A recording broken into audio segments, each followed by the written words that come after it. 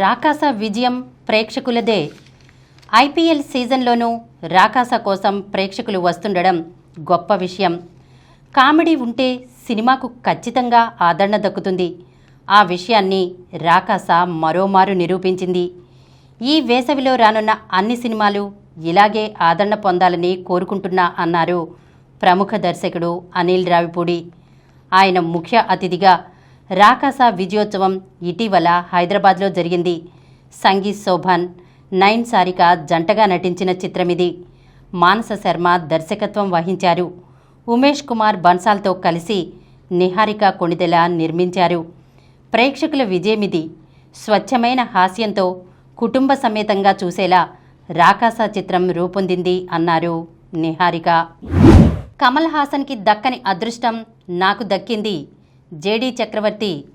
ఓ కొత్త రకం కామెడీతో రూపొందిన సినిమా గాయపడ్డ సింహం.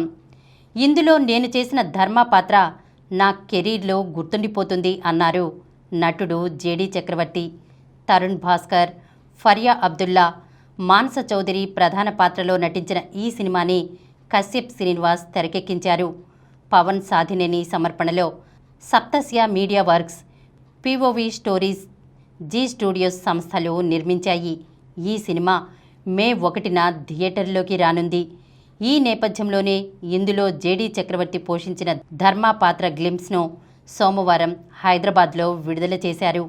ఈ సందర్భంగా ఆయన మాట్లాడుతూ, నటులందరికీ కమల్ హాసన్ ఓ కొలమానం.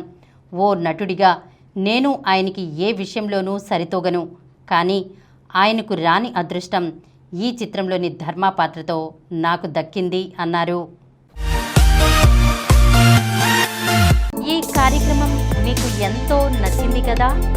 ఇటువంటి మరిన్ని వీడియోల కోసం అనతి కాలంలోనే 21 కోట్ల వ్యూస్ సాధించిన సమరం ఛానల్కు సమర్పించు సమరం సినిమా ఛానల్కు సబ్స్క్రైబ్ చేయండి, లైక్ చేయండి, మీ ఫ్రెండ్స్కి షేర్ చేయండి.